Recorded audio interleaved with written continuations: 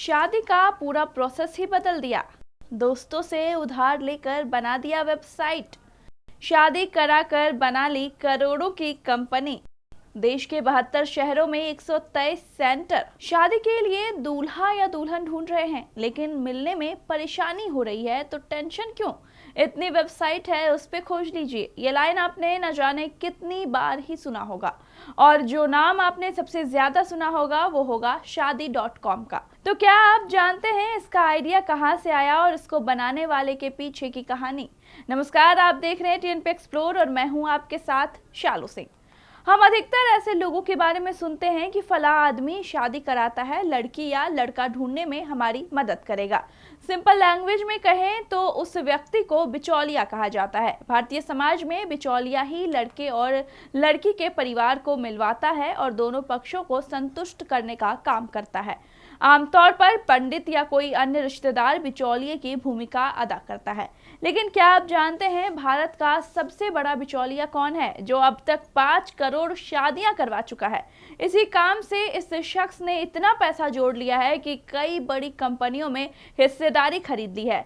जलवा ऐसा है कि इन दिनों टेलीविजन पर भी दिखता है, बड़ी बड़ी गाड़ियों में चलता है और नए बिजनेसमैन या एंटरप्रेन्योर उनकी कृपा चाहते हैं। उनकी अपनी कंपनी की वैल्यूएशन 2500 करोड़ रुपए आंकी जाती है। वो इंसान कोई और नहीं, शार्क टैंक इंडिया के जज और शादी.com के फाउंडर अनुपम मित्तल हैं। आज भले ही वो करोड़ों के संपत्ति के मालिक हो, लग्जरी लाइफ जीने वाले अनुपम मित्तल कभी ऐसे नहीं थे, जिसका खुलासा खुद उन्होंने किया था। एक समय में उनके पास पैसे नहीं होते थे तो वो 2 दिनों तक बिना खाए भूखे रहे थे।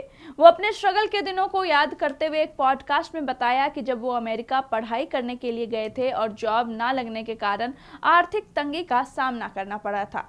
उनकी फैमिली की बात करें तो अनुपम मित्तल का जन्म 23 दिसंबर 1974 को मुंबई के एक सामान्य परिवार में हुआ था। वो शुरू से ही पढ़ाई में तेज थे।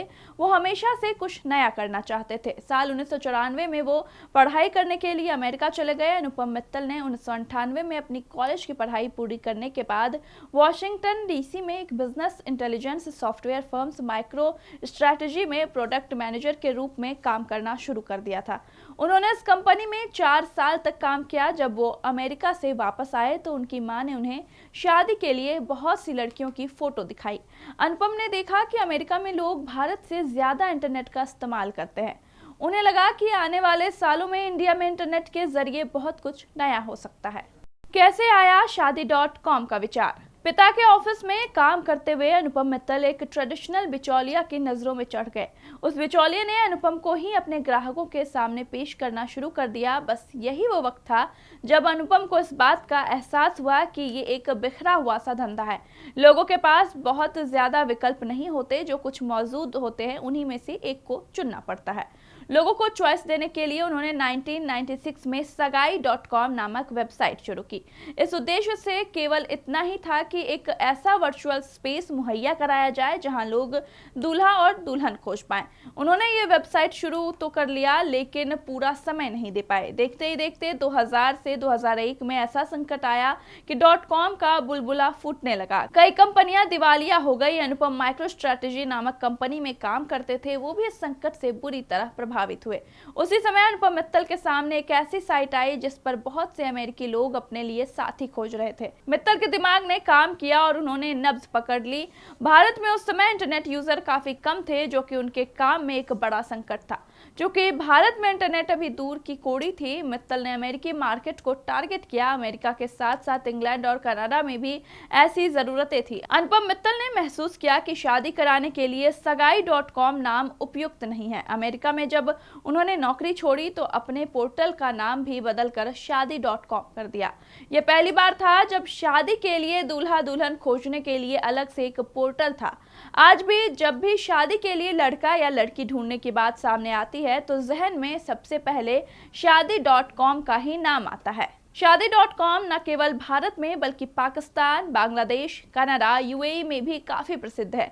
शादी.com वेबसाइट पर 3 मिलियन से ज्यादा मैचमेकिंग कहानियां रजिस्टर है। इस वेबसाइट को भारत की सबसे बड़ी और एशिया की लीडिंग मैट्रिमोनियल वेबसाइट के रूप में जाना जाता है।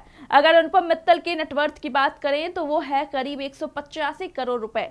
वो आज शादी.com, मकान.com, मौज मोबाइल ऐप के मालिक हैं, वहीं पीपल ग्रुप के फाउंडर भी हैं। तो वहीं अगर उनकी नेटवर्थ की बात करें तो शादी.com की पेरेंट कंपनी का नाम पीपल ग्रुप है। इसके सीईओ अनुपम मित्तल हैं। इस पोर्टल में मित्तल की बड़ी हिस्सेदारी है। इसके अलावा वो एंजल इन्वेस्टर के तौर पर बहुत सी कंपनियों के भागीदारी हैं। रियल एस्टेट और अन्य एस्टेट में भी उनकी पूंजी है। हालांकि अनुपम मित्तल की नेटवर्थ के बारे में सटीक जानकारी तो उपलब्ध नहीं है, लेकिन बहुत से मीडिया रिपोर्ट्स बताती है कि वो 185 करोड़ रुपए की संपत्ति के मालिक हैं। पत्नी आंचल कुमार, बेटी एलिसा के साथ अनुपम मित्तल साउथ मुंबई के पॉश इलाके में एक 6 BHK घर में रहते हैं। सही ही कहा गया है, अगर किसी के अंदर कुछ कर दिखाने का जज्बा हो तो वो बड़ी से बड़ी सफलता हासिल कर सकता है। इसका उदाहरण अनुपम मित्तल से बेहतर और कौन हो सकता है।